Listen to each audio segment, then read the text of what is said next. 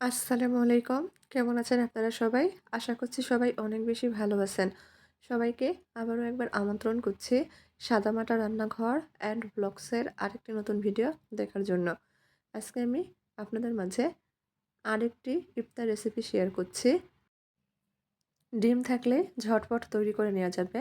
ডিম আর হাতের কাছে থাকা মাত্র কয়েকটা উপকরণেই তৈরি করে নিতে পারবেন এই মুচমুচে ইউনিক ইফতার রেসিপি বা নাস্তা রেসিপি। শুধু ইফতারে না, সকাল কিংবা বিকেলের নাস্তায় ঝটপট 10 মিনিটে তৈরি করা যাবে। অনেকটা মুচমুচে, খেতে ভীষণ ভালো লাগে। তো চলেন দেখি তৈরির পুরো প্রস্তুত প্রণালী আপনাদের মাঝে শেয়ার করি। এখানে একটা বোল নিয়েছি। বোলের মধ্যে আমি দিয়ে দিচ্ছি হাফ কাপ মতো পেঁয়াজ কুচি। পেঁয়াজের পরিমাণটা একটু বেশি ব্যবহার করছি। দিয়ে দিচ্ছি 2টা মতো কাঁচামরিচ কুচি। দিচ্ছি স্বাদ মতো লবণ, সামান্য পরিমাণ হলুদ গুঁড়া, সামান্য পরিমাণ গুঁড়ামরিচ। গুঁড়ামরিচ শুধু ব্যবহার করছি কালারের জন্য। ভাজা জিরার গুঁড়া, ধনিয়া গুঁড়া, সবগুলো গুঁড়া মশলাই আমি আমার পরিমাণ মতো ব্যবহার করেছি। মেখে নিব।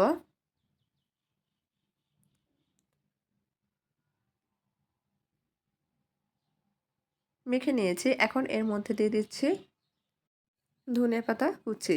আবারও হালকা হাতে মেখে নিব।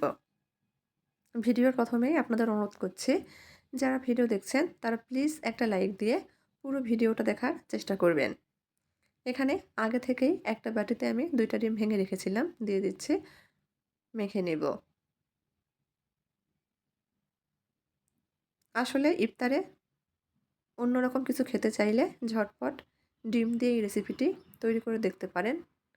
ছোট থেকে বড় সবাই অনেক পছন্দ করে। মেখে নিয়েছি, সাইডে রেখে দিব। এইদিকে আরেকটা বাটি নিয়েছি। বাটির মধ্যে দিয়ে দিচ্ছি 1.5 টেবিল চামচ মতো বেসন, 1.5 টেবিল চামচ চালের আটা,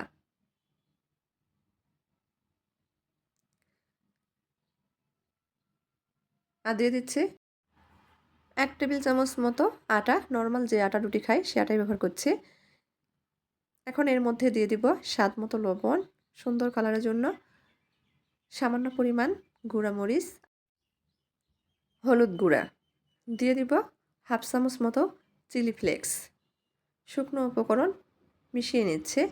মিশানো হয়ে গেলে অল্প অল্প করে পানি দিয়ে ব্যাটার তৈরি করে নেব। এই ব্যাটার কিন্তু পাতলা করে তৈরি করা যাবে না, একটু গাঢ় করেই তৈরি করে নিতে হবে।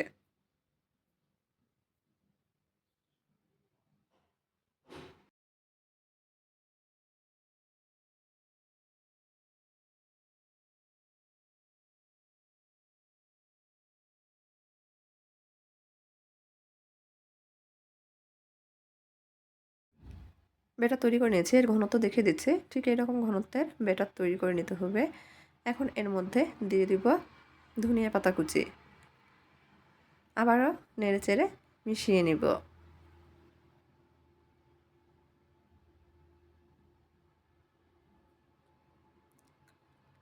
মিশানো হয়ে গেছে, সাইডে রেখে দিব। চুলার উপর ফ্রাই প্যান বসে দিয়েছি। দিয়ে দিচ্ছি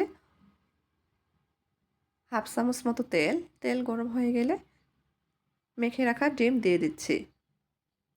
আমি ডিমটা ছড়িয়ে দিব না, চেষ্টা করছি একটু স্কোয়ার শেপে ডিমটা ভেজে নেওয়ার জন্য। এতে করে আমার এই নাস্তাগুলো বা ইফতার রেসিপিটি বানাতে অনেক সহজ হবে।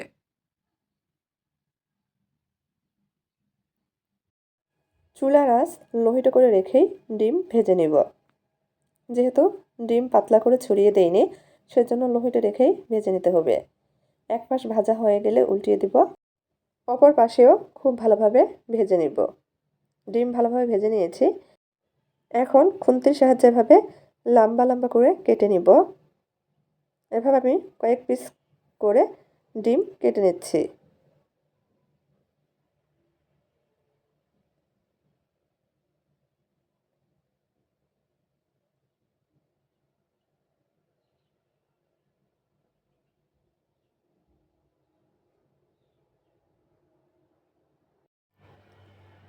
একটু সাবধানে কেটে নিতে হবে, তা না হলে ডিমগুলো ভেঙে যেতে পারে।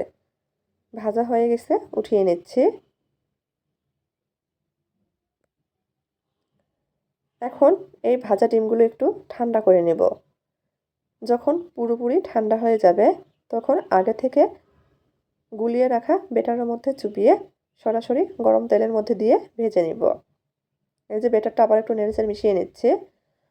চুলার উপর আবারও ফ্রাই প্যান বসিয়ে দিয়েছি, দিয়ে দিচ্ছি পর্যাপ্ত পরিমাণ তেল। তেল গরম হয়ে গেছে, এখন ডিমের পিসগুলো বেটারের মধ্যে চুবিয়ে সরাসরি তেলের মধ্যে দিয়ে দিব।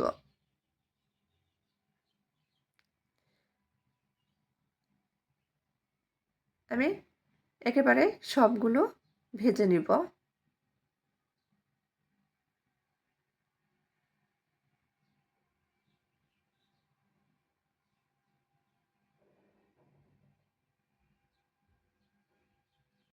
এক পাশে হালকা হয়ে গেলে উল্টিয়ে দিব।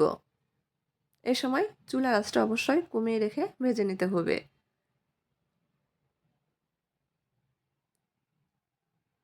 কয়েকবার উল্টিয়ে পাল্টিয়ে মুচমুচে করে ভেজে নিব।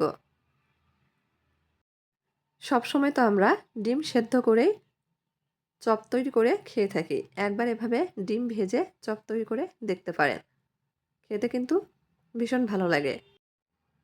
শুধুমাত্র রমজান মাসেও না, যে কোনো সময় ঝটপট কিছু খেতে মন চাইলে এই রেসিপিটি তৈরি করে দেখতে পারেন। চাইলে বাচ্চাদের টিফিনও দিতে পারেন, বাচ্চারা কিন্তু ভীষণ পছন্দ করবে।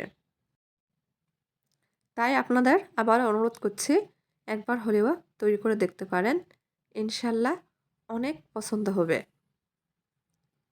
উল্টে পাল্টিয়ে মুচমুচে করে ভেজে নিয়েছি, এখন তেল ঝরিয়ে উঠিয়ে নিব।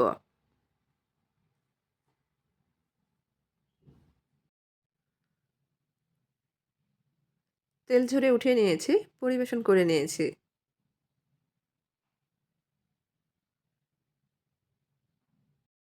এখন দেখিয়ে দিচ্ছি, দেখেন কতটা মুচমুচে হয়েছে। তো আমার আজকের এই ডিমের এই রেসিপিটি আপনাদের কাছে কেমন লেগেছে অবশ্যই কমেন্ট করে জানাবেন। আর যদি একটুও ভালো লেগে থাকে তাহলে দয়া করে সবাই চ্যানেলটি সাবস্ক্রাইব করবেন, লাইক কমেন্ট শেয়ার করে নিয়মিত চ্যানেলের পাশেই থাকবেন। দেখে বোঝা যাচ্ছে কতটা মুচমুচে হয়েছে আর কতটা ফুলকো। তো আজকের মতো এই পর্যন্তই। সবাই ভালো থাকবেন। আল্লাহ হাফেজ।